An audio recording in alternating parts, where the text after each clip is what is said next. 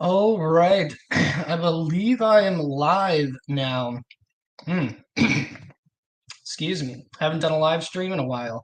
But welcome, everybody. This is going to be a new series for Sandstorm. So I'm DCL Curations, and now I'm working with Sandstorm as they enter into Decentraland to basically help explain to everybody how building in Decentraland works, some of the constraints that you have to take into consideration when you're developing either land or buildings, or if you're developing wearables, as well as getting into Blender, which can be quite difficult to learn, I would say. But getting into some of the Blender basics, how do you scale scenes, and how do you do simple things like add objects and boom, yay. I like that. A little pop-up. Thank you, Game Dizzy. But yeah, it's how to size your scenes and how to get started building, texturing, and things like that. So just looking first at Decentraland, there's a couple of things that you're going to want to show my hat. It's California. um, but so getting started in Decentraland, you just go to decentraland.org. And then from here, there's a couple of key areas, I guess, that you would want to look over and pay attention to. So the first one is going to be under the documents section. And under the documents section, it tells you all about Decentraland. But for these purposes, the most important thing is going to be the create section. Now, you can create in multiple different ways. So similar to Sandbox, Decentraland has a built-in builder. And so you can use public assets that have been published, and you can just drag and drop and rearrange those in scenes. But it's not the most efficient because you do have to be wary of your try count and what the scene's capacity is. And a lot of the stuff is just fairly basic in terms of what the textures look like and how things are structured. So the other thing that you can do is actually go into Blender, 3D model things, and then upload it to the builder, and you can have full control over everything in Blender, and then you can deploy your scene. And then we're not going to get into this today, and probably won't get into it for several weeks.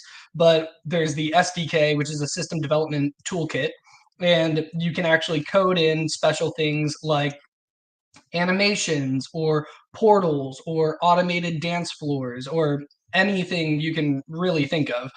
You can open up the SDK and you can access the code, and you can basically manipulate anything you want to do. So I know Sandstorm recently got a $120,000 grant from Decentraland, and all of that money is going to go towards build competitions in Decentraland. And the first build competition is actually going to be announced later today on their Discord and on their Twitter and social media platforms. So I actually don't even know what the theme of that is. But what we're going to go over today is, going to get everybody prepared for these upcoming build competitions. So in this create section, you'll notice a couple of things. You have tutorials for the SDK if you're interested in that. It gives you, access to 3D assets that are currently here. And then if you go into the actual 3D scenes, sorry, if you go into scenes, you can see all of these different scenes that have already been uploaded by the community. Decentraland has hosted, multiple build competitions over the past couple of years, and they have something called the Awesome Repository because it truly is an awesome repository. And so in the Awesome Repository, this would be your go-to for scene samples and examples that you can download. So they have motions and animations if you're trying to create a game, so you can leverage those rigs basically and replace whatever asset is currently there with your own assets. If you want animated doors, sliding doors, jukebox, which people can turn on and off, and you can put in a radio playlist or whatever you prefer. So the Awesome Repository is really like a great starting point to explore some of the things that are currently available in Decentraland. Then if we just go over really quick to the builder, this is where you would go to upload scenes. And you don't have to own the Decentraland land to upload a scene. You can actually make the scenes publicly available so that anybody could use it, or you can just get in here as the kind of a test environment for yourself after you're developing in Blender. So you sign in with your MetaMask account. It's taking a little bit of time. And then you can just open an editor. We'll exit out of this. And I'll show you a little bit about the builder and how you can use these asset packs. So all down here, these are all assets that are publicly available. So you can create a scene of whatever size. This one is quite large. It's actually a 4x4 estate. And under these different categories, you can drop in things like, ground and tiles and walls and stuff like that. So this is like the most basic way, I would say, to build in Decentraland. And yeah, I see Slaterade talking. Didn't realize there's a drag and drop like that. Yeah, I mean it's really nice. Oh, I didn't even mean to put that in there. This is an old build that I did, and we'll get into how you would upload stuff like this. But you'll see there are publicly available asset packs, but then there's also a plus button here. So you can add in anything that you develop in Blender, which you would export as a GLB or a GLTF file. So let's see, this is, for example, just a character. So if you want to put in the typical sized avatar so that in size comparison, what an avatar size is for doors or for stairs and stuff like that. So it's very typical to drag and drop things like the base avatar into a scene just for scaling purposes. So talking a little bit about the scaling purposes, like I mentioned, this is a 4x4 scene right now, and every single parcel, which is what land is called in Decentraland, parcels. And if there are multiple parcels that are connected to each other, then it's an estate. But a single parcel is 16 by 16 meters. And when we get into Blender, I'll show you how you can like size your scenes and everything like that. But every single parcel has a 10,000 try count limit. So on this land, for example, this would have a 160,000 try count limit. And just looking at the bottom, you can click on it and it'll tell you all your stats of the current items that you have in there. One thing that is really cool about the builder, if you're not deploying through the SDK, which we won't be, at least not yet, is there's not only 3D models that you can put in, but there's actually smart objects as well. So you can put in things like a radio, for example, and you can drop this in. And now you've got this tiny radio on your scene, and you see at the bottom, you have these options. So you could have it set, for example, that the radio is always on and nobody can turn it off. I will say that is something to take into consideration, because when you have a radio playing and a bunch of people are on your scene, you got like 30, 50, 100 people on your scene, and somebody finds that radio and you're trying to play music, it is very annoying when somebody keeps turning on and off the radio. Same thing goes for like TVs and whatnot. But you'll see there are preset radio stations that you can just have playing if you just want music in the background, or if you use something like Pinata, where you can upload files that you can then stream into like Web3 spaces, you can put in a custom radio URL for a specific playlist. So that is one of my favorite things, is these smart assets. And the one that I use the most, I see a question. So the builder doesn't really work together with SDK like DCL edit. No. So this is very, very important, actually. Great question, 9A, 7A. But a typical 3D model like this avatar here that is not a smart. And let me just get rid of this building really quick because that's a pretty big building. Um, so a typical asset, just like this avatar model, it's not a smart object, meaning that there's no code behind it, there's no additional functionality. But everything that has a lightning bolt is a legitimate smart object, meaning somebody took an asset, they 3D modeled it, then they coded in certain functionality, they put that into a zip file, and now it is a smart item, and you can bring smart items into a builder scene. But if you're getting very advanced in what you're developing, you would actually export your build, and you would put your build after everything has been 3D modeled into the SDK, and then you would start coding all of your other stuff. But once your build goes into the SDK, you have to deploy through the SDK now. You can't, go into the SDK and then bring it back into the builder to deploy. You have to do everything through the SDK, because unless you've packaged all of these items individually as smart items and you're dragging and dropping and placing them into the file through the builder, that's the only way that you would be able to have all your animations and stuff in there. So one of the most popular things to use is an NFT picture frame. And man, these are coming in really tiny. If you want to size it, it's kind of non-intuitive, but W on your keyboard will let you reposition these assets. So like we'll bring this up and we will center it a little bit more.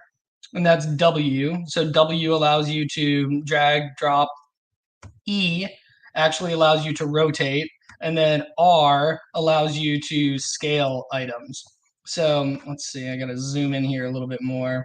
We'll scale this up a bit. I probably, should have done this on a substantially smaller scene.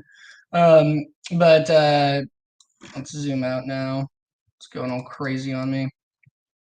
The builder is not the best. It is great to play around with the assets and whatnot, but just in general, it's pretty difficult to work with.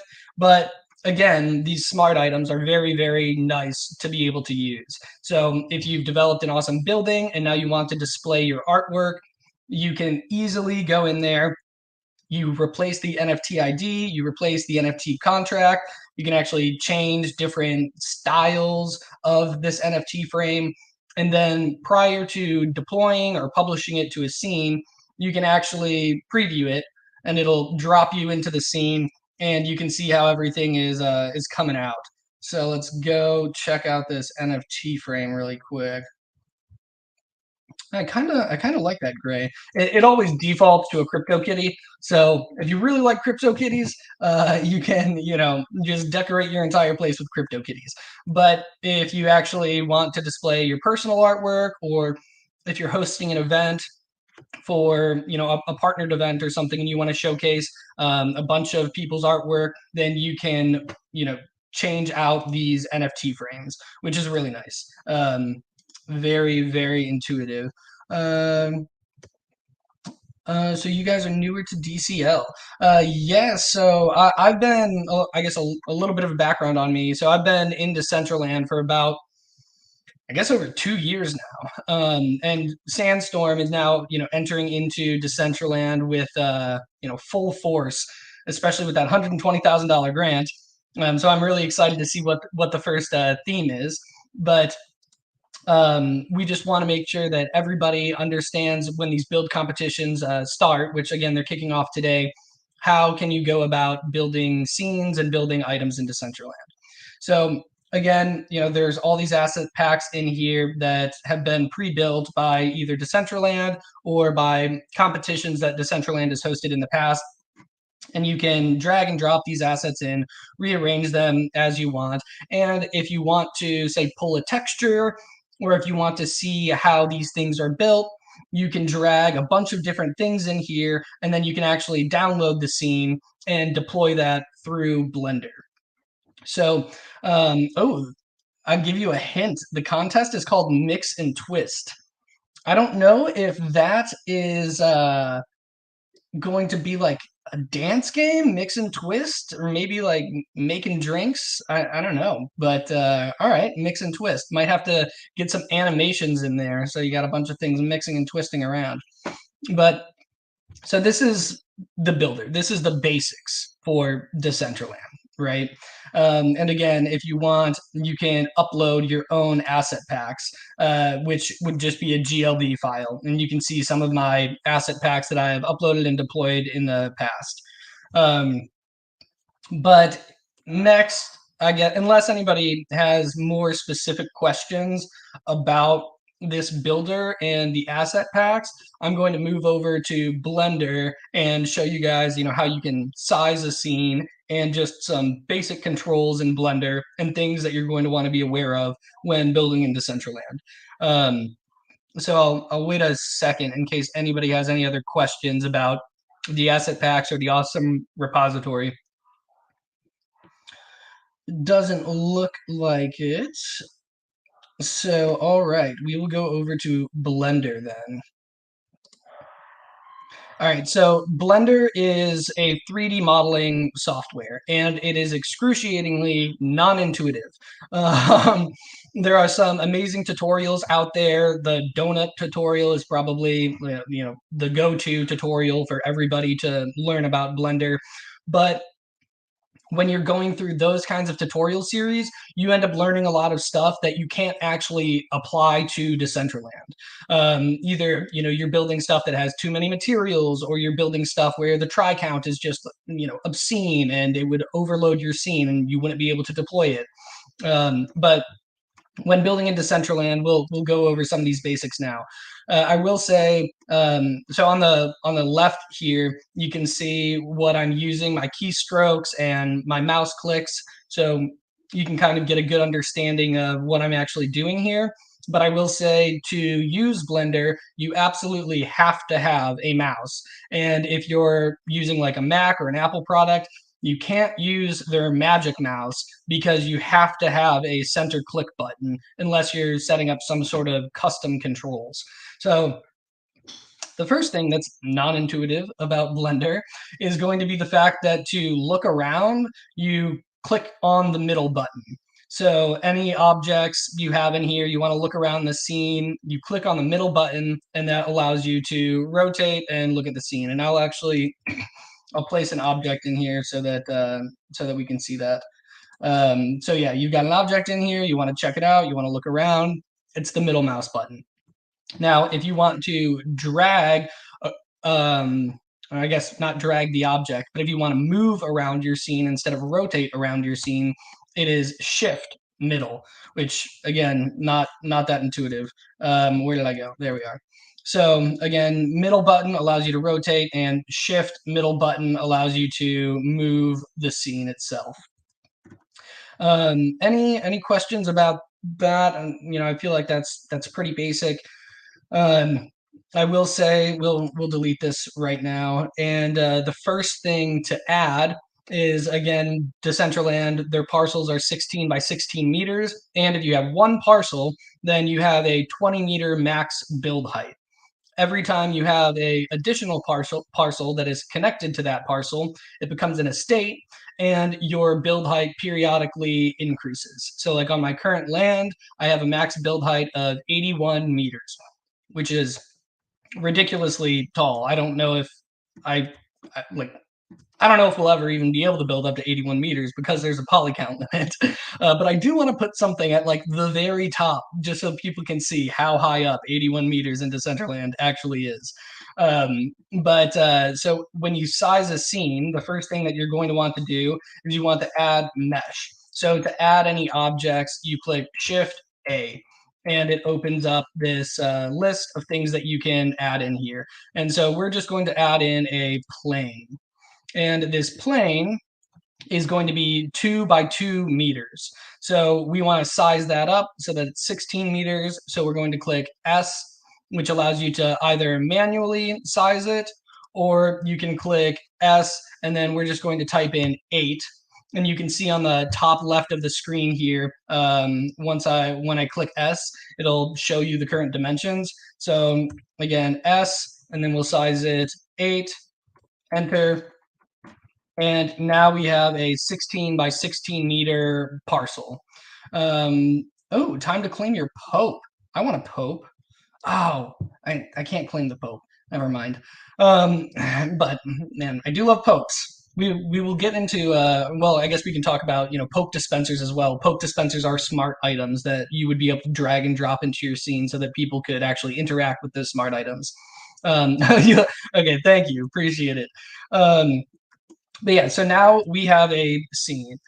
So we can simply duplicate this, raise it up a little bit, and then we are going to click R. We are going to rotate it on the Y axis by 90 degrees. And now we're going to scale it so that it is 20 meters high. So we should be able to check out the statistics on this, on the item. Under the item and transform, it'll tell you the current dimensions of this are 16 by 16 meters. So we actually want to make that, nope, that should stay 16. We're going to increase the x-axis to 20 meters, bring that up, move that over. There's good. So now we have sized our scene. This is 16 by 16 meters wide and long, and then it's 20 meters tall. And this is what you would be able to build inside of for one parcel. I know, I guess I'm, okay, so some more basics. Just in terms of actual Blender functionality is when you click on an item.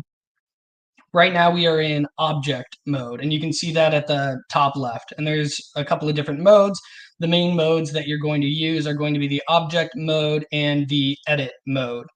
So right now we're in the object mode, and if you click G and then you hold the middle mouse button, you can grab and you can move these different assets. I like to keep it on the axis versus actually moving around manually. It just makes it much easier to manipulate the scene. So we're going to add in another mesh, which is going to be a cube, and it's going to put it right in the center here. We'll bring that up, and for reference, again, everything standard for the plane in the cube. This is 2 meters by 2 meters by 2 meters. So I guess that's about 6 feet tall. And so a lot of people, instead of, dropping an avatar in, if they haven't downloaded the base avatar model, they kind of use this as scaling for what a person would be. And you can, bring it in a little bit, maybe, I doubt they're 6 feet wide. Maybe they're like, I don't know, 3 feet wide. Is 3 feet wide a typical size for a human? I really don't know. But okay, we'll say that this is a typical human. So we've got a person here, essentially, and that is great. So we'll actually, let's move this back a little bit. And we're just going to build a simple cube structure. So we're going to add in another mesh. We're going to pop in our cube. We are going to scale that by 8. And then we are going to bring this up. And one thing to note is that over here on the top right, you have different views that you can check out. So when you get into materials and texturing and whatnot, you'll have to go into these different views to actually see it. But you can also, view it in the wireframe mode. So we can see in this wireframe mode that we've got a little person in here and we've got this box. So let's go back. I'm like, all right, well, we've got a box here, but there's no door. How would somebody walk inside of this? I will answer that very simply. So we will add in another item. It could be a cube, it could be a circle, it could be whatever you want. And then let's drag this over here, bring it up a little bit. And then we're going to make it a little taller because we don't want people hitting their heads when they walk in here. Wow, that was a really quick Pope claim window. Hope you all got your Popes. Ah, somebody didn't. Two people didn't. Three people didn't. Bummer. Um, but okay, so now we've got this item here. We're sizing it based off of, the fact that we don't want people to hit their head or collide with this. We want them to be able to actually access a building. And so now we'll just position it right in the center. And there are all of these different tools on the bottom right here. And one of the most important tools is going to be the modifiers. Now, there are tons of different modifiers. I don't even know how to use all the modifiers, but one of the most important modifiers is going to be the Boolean modifier. And what the Boolean modifier does is it allows you to take one object and essentially displace a portion of that object with another object. So this is how I go about creating, doors or windows or special things. So we have an object in here. We will actually add the Boolean modifier to the main cube, and it's going to be displaced by this cube. And then you have to make sure you apply it. I've done a lot of mods where it took me a long time and then I didn't apply it and I was like, wow, that kind of stinks. But so now we've applied this modifier, and if we remove this, you can see that there is now a hole inside of this building. I'll move that out a little bit more. Actually, we can just delete that at this point. It should have made a clean hole, but we can see that there is a wall that it put in there. So this is a great time to enter the edit mode. So again, we're in object mode right now.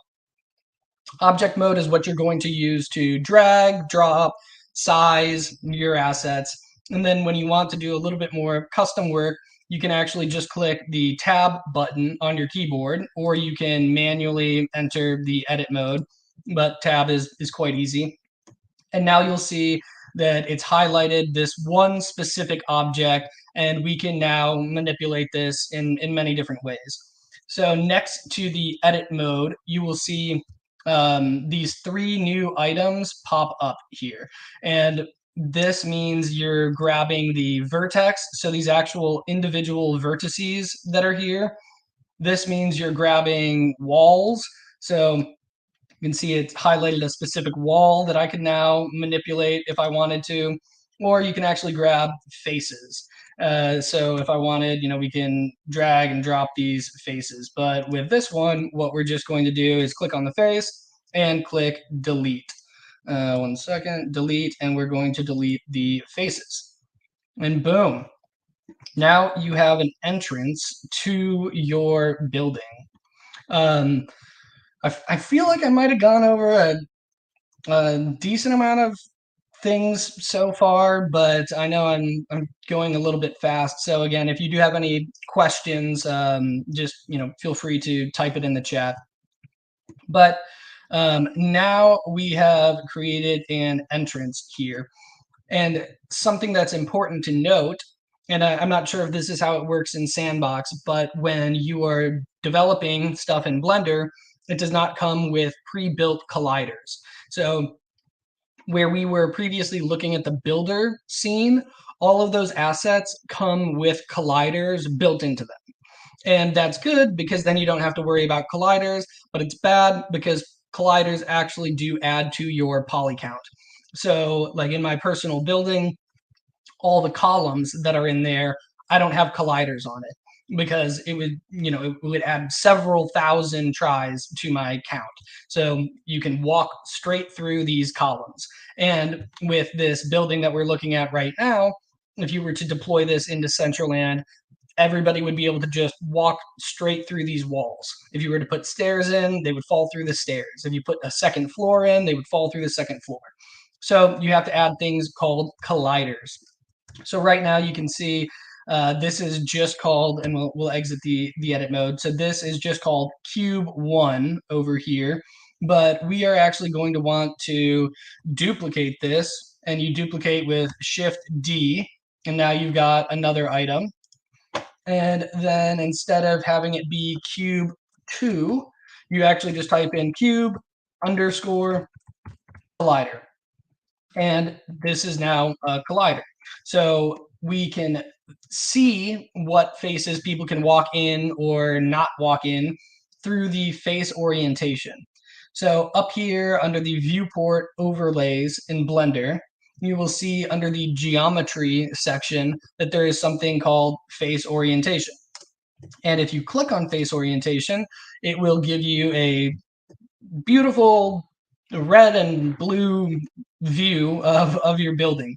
And you can see, since we were just putting in planes initially, and since we were just working off of a cube, we didn't use the solidify modifier, which I will show you how to use the solidify modifier. But so you can see this plane right here. The blue means you can't walk through it, and the red means you can walk through it. But it does have to be a collider. That is very important, and it's very important to note as well that even though your buildings or your stairs or your chairs or whatever you're developing might have different textures that have been applied to it, you want to strip all of those textures away when you are creating these colliders. But now you can see that with the colliders, nobody would be able to walk in the walls of this building. But on the inside of the building, it's all red. So people would be able to walk through the walls to the outside.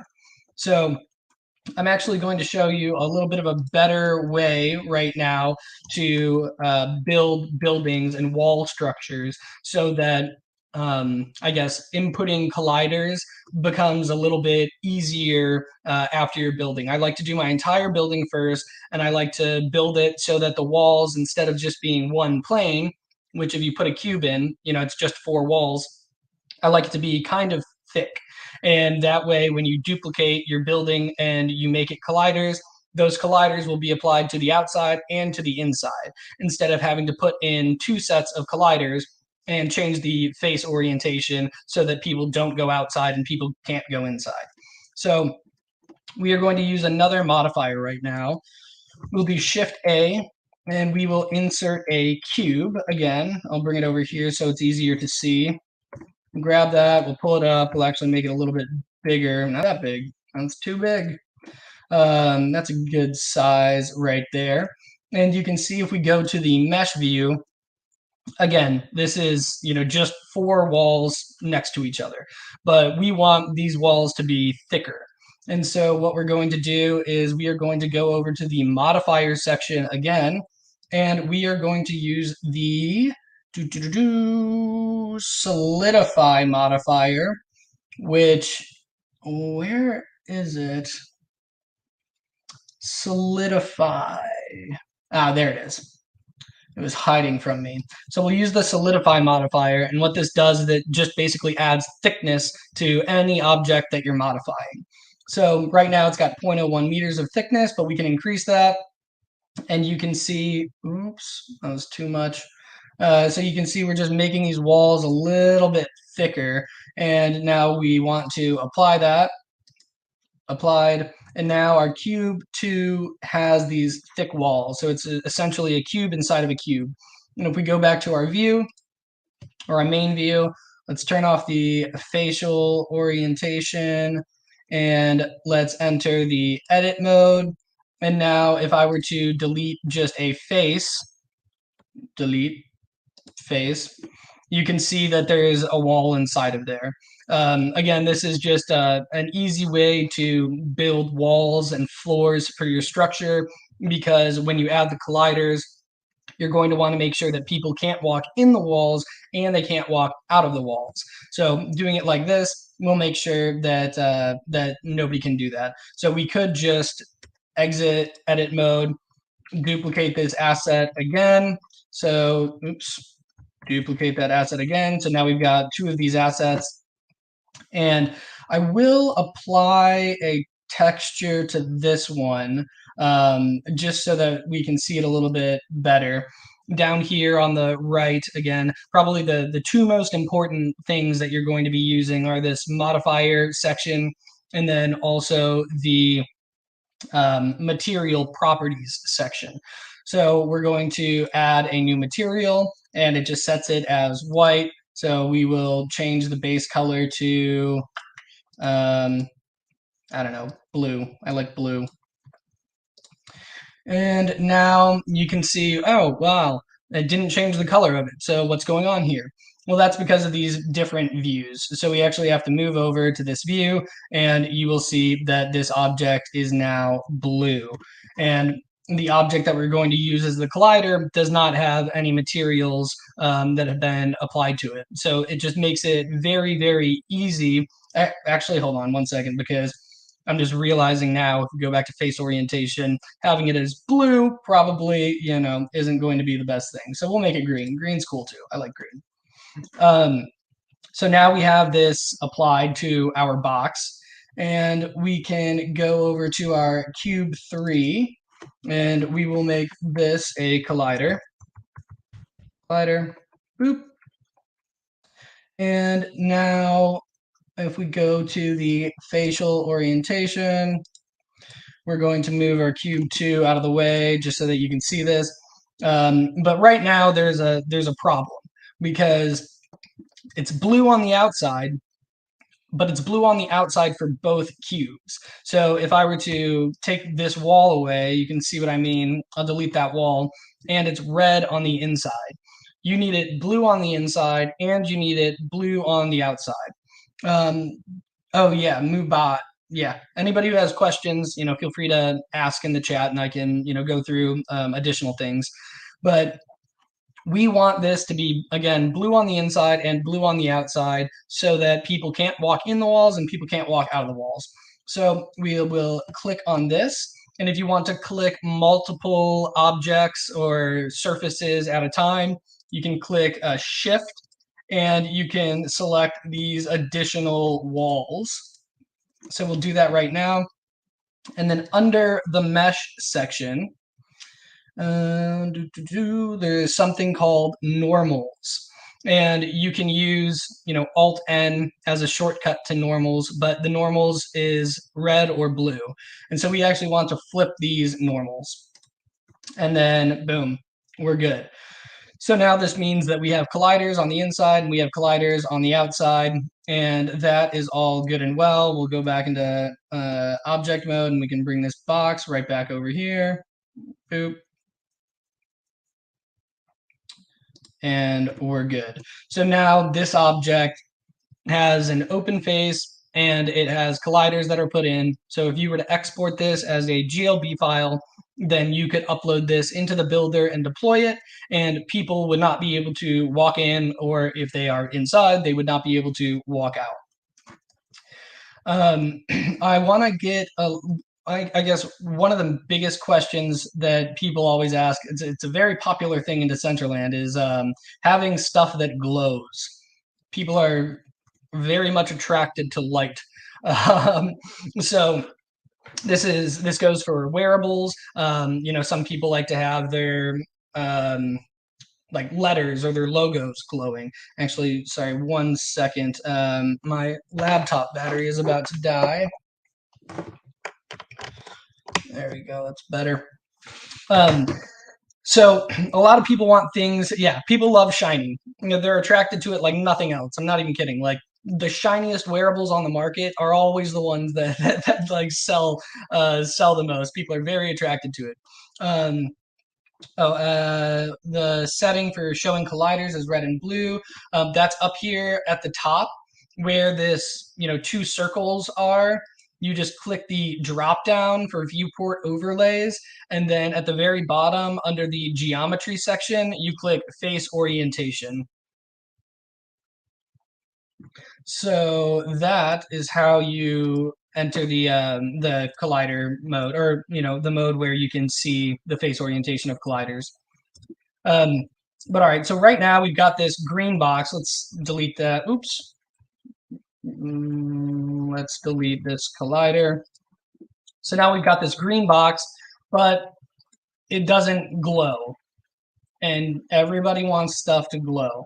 So under the mesh or the material properties section, you can see all of these different things that you can change, and you can make it a mirror surface, or you can make it a rough surface, or you can do all these different things.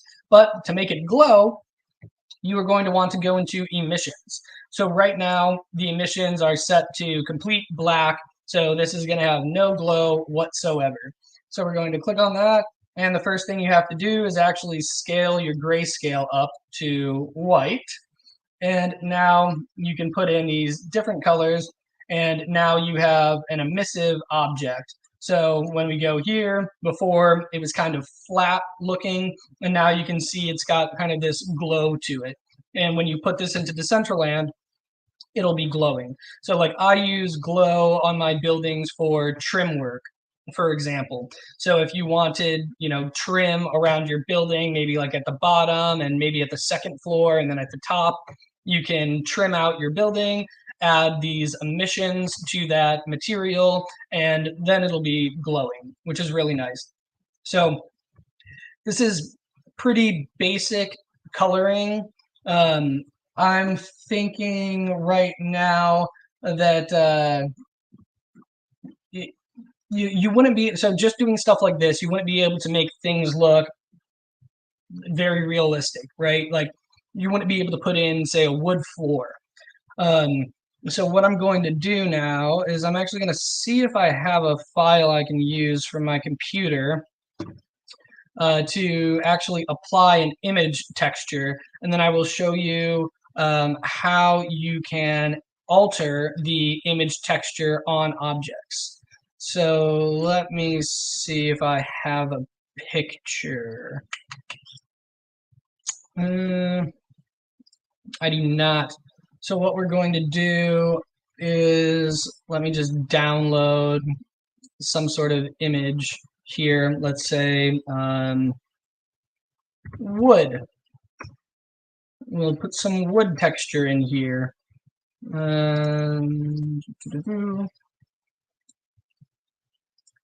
Now, you can't just go about stealing people's textures. So, I mean, for these purposes, I will just save this image and show you, how this works. But for future reference, you are not going to want to steal people's images and use them in your building, because then you're probably going to get into some copyright issues. And you don't want a lawsuit on your hands. Maybe you do. I don't know. But I don't. So I've just downloaded this wood texture. So we're going to go to our material section again, and I'm just going to remove this material. We'll go back to this view so that it's a little bit easier to see. Actually, let's delete this front face because we'll apply this texture to the floor. So I'm in edit mode now because I want to specifically apply this texture to the floor. In fact, I might even separate this, and I would rename this, instead of cube 3, we will rename this floor. Just, it's easier, to name these things as you go along, because I mean, I think I must have like hundreds of line items in my current build. And when you're going through it and you're trying to find like a very particular part of your building, you're just going through like cube 1, cube 20, cube 150, and it's not great. So it's definitely beneficial to name these objects and these items as you go along. But now that we have separated that, and again, that was in edit mode. So if you click on an object, you click tab to enter the edit mode. You select what you want to change. So maybe you want to separate the walls. Right click, scroll down to separate, and then we are going to separate the selection. And so now if I exit edit mode, these are going to be the walls. So now I've got a floor here and I've got walls.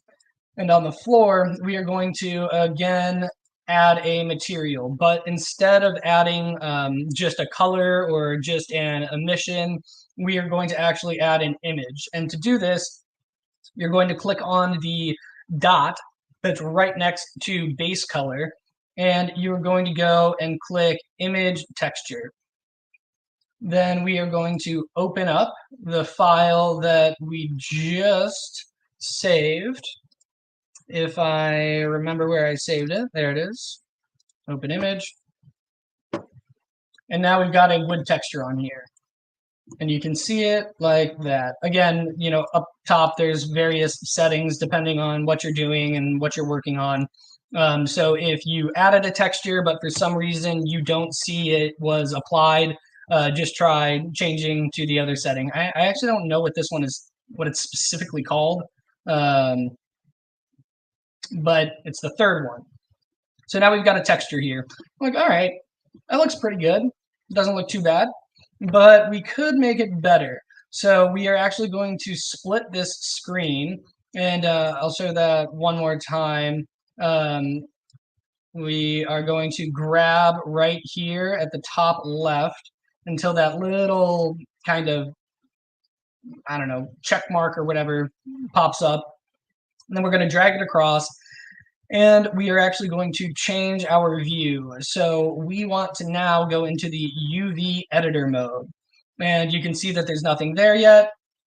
Let me close this transform. But if I click on the floor and I click edit, you will see the image that we took. And so this is the image that we just downloaded. And now I can drag this and I can manipulate it. So we are just going to simply size it up a little bit to get a little more of that wood texture, make it seem, you know, more like a floor, I suppose. And how's that? I don't really like the way that looks. It's a good thing I can't use this. But see, it's angled a little bit, this wood floor. So I think I'm actually going to match that angle. So I might rotate. If you click A, by the way, so like right now you can see same as in the other mode when you're in the, when you're in the UV editor, you will be able to either grab vertices, grab the sides, or grab entire faces. So right now we're on vertices, and you can individually move these vertices by clicking G and moving it around. And if you click G, if you click A, it will select all of the vertices. So we are going to rotate this. Actually, you know what? I am just going to do this manually. Let's see, how much time do I have? I've got 10 minutes left. Okay. We will do this manually so that it looks a little bit better. So I'm going to individually drag these to try to kind of line it up with this wood. It's not, I really don't like the angle that this is at, but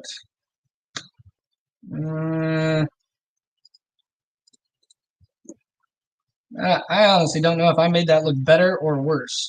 Note that the texture that you use, you know, it's very important when you are applying it to different objects, what that texture currently looks like. So just the way this photo was taken, the fact that the logs or the floor is bigger towards the front and smaller towards the back, that makes it pretty difficult to, you know, properly size and scale for putting a texture on.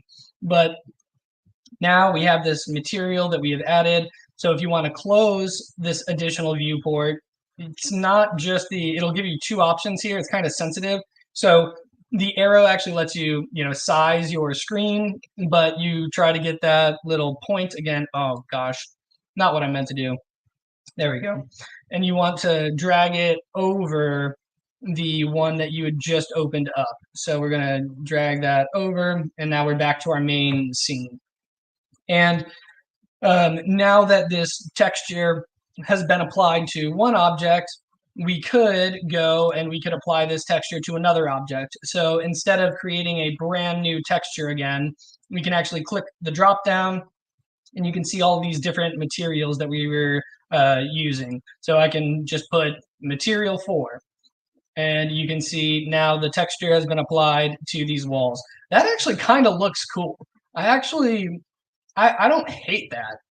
Yeah, that is kind of cool. Very nature vibey. But now, again, since you have this texture that's been in place, you can go around and you can apply it to a bunch of different objects. Since there's only about 8 minutes left now, I will show you just a quick, easy way to like trim, I guess. So we'll go back over to this big object here, and actually this should be separated. separate selection. Yeah, that's better. So we'll go here, and we have this big cube. And one thing that is, I guess, a really helpful tool is when you click tab and you enter edit mode, you'll see on the left here, there's all these different things that you can do. So what we're going to do is we are going to apply a loop cut. And it will immediately apply that loop cut to the center of whatever object you're trying to loop cut. But if you want to rearrange that, just click on it and you can drag this to different locations. So let's say we want some trim up top that's emissive. I don't know, maybe we'll make it that big. So now we've actually trimmed this object. Did I not apply it? 1 second. Bring it up. Trim. There. You have to click to actually apply the trim. But now you can see that there is a separation in these walls. So we will go back and we can even, for example, click on the faces and we can shift click all of these faces. Oops, it looks like I accidentally applied an additional loop cut that I didn't mean to apply, but that's okay because this is just a learning experience for all of us. Now I've selected these sides and you can, oh, that looks weird. You can drag it around, do whatever you want, but what we're going to do is we are going to extrude these regions. And I want to, I might actually have to do this separately. Control Z, let's do this. So we can actually pull this out a little bit and get a little bit of an edge on there, like an overhang. Undo that, and then we'll go back. And now you've got kind of this beam that you could have going all around the sides. You can click E as a shortcut for extrude, and you can bring it around. One thing that's important to note is that we sized this scene to be a 16 by 16 meter scene. So right now, the extrusions that I'm doing would actually go outside of the boundaries of the scene. So maybe you would extrude them in, or maybe you shrink your entire build and then you extrude and you create kind of these edges. But now that we have a sample edge, we'll exit the edit mode. Oh, actually, before we exit the edit mode, we will, there we go. We will click on these different faces. And now maybe I'll separate this selection and I will call it, instead of cube 3, I guess I would just call it like roof trim. Simple enough. It's going to be the trim around the roof. And now I could apply a new material, but since we've already done an emissive one, I'll go down and we'll just select this material. And you can see that some trim has now been applied to this building. So I like to do it a lot. I think it looks pretty nice, to trim out buildings with these different color schemes. Like we're building Cyber City right now, which is a 70 parcel development that we've been working on. And we have, a basic color scheme that all the developers kind of work within. And so we share those materials with each other. And as we build, we kind of develop all these buildings with the same style, same look, same theme, so that when you walk into this city, it really feels like an immersive experience. There's 3 minutes left. I don't think I've missed any questions that have been asked so far. I guess just the last thing is, once you have developed whatever you are developing, next to actually get it into Decentraland, you would click on File, you would click Export, and then you would export it as a GLB or a GLTF file. And so we'll just put this in as, Sandstorm. We'll export it. Boom, done. Now I can minimize Blender. We can go back over to the builder. I can click Add to Asset Packs. We're going to browse the computer. And then we are going to... Where would I have saved this?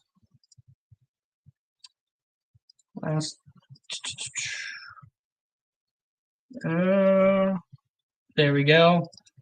Click on the Sandstorm asset. Now it's in there. You can name it whatever you want. The category actually doesn't really matter. So just note to self, you don't have to change the category. Click continue, click create asset pack. We'll keep working.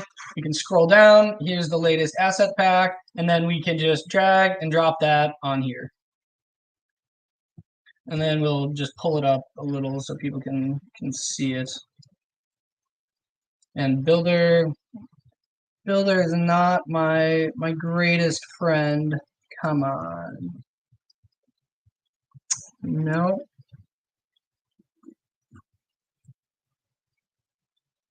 It's so tiny. There we go. Okay, boom. So now you can see it. And that's how you would add an asset. So you develop it in Blender, you do whatever you want, you export that as a GLB or a GLTF. I actually don't really know the difference between them, between those two, but then you can go over to the builder, you add it as an asset pack, and then you can drag and drop that into the scene. So does the publish button take you to mint the given asset?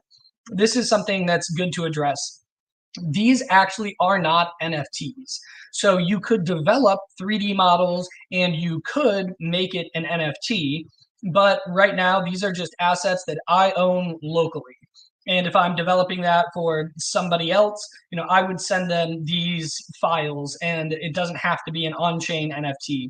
But to your point, when you click publish, you can either publish it to the scene pool, which means it's now publicly available for other people to use, or you can publish it to land. And on this account, I don't actually have any land. It's in my my other wallet, but it'll show you all of the land that you own, and then you will be able to click on that land and rotate the scene so that it is positioned properly, and then deploy to your land or to your scene. But yeah, so I think that basically covers all of the basics.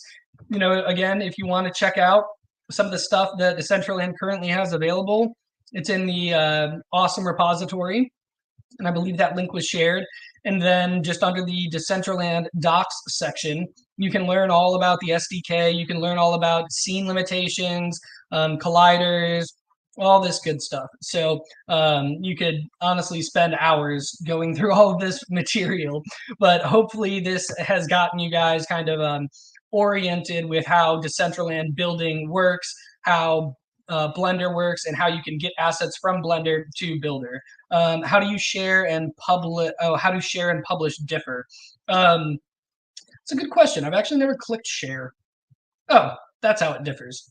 So you would be sharing an actual link to this building or to this scene versus actually deploying the scene.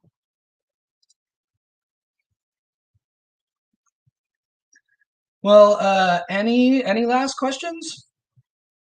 If not, I will be back on next week. And over the course of the next couple of weeks, we're actually going to start developing, different assets. Like we might develop a chair, or we might develop a staircase and utilize the array modifier. So, these will progressively get more detailed and more complex as the weeks go by. But yeah, if there's nothing else, thanks for everybody showing up. Oh, holy cow. There's 42 people on this? I didn't even notice that. Awesome. That's pretty cool. So yeah, I hope you guys enjoyed it, and stay tuned for the announcement of the first Decentraland build competitions.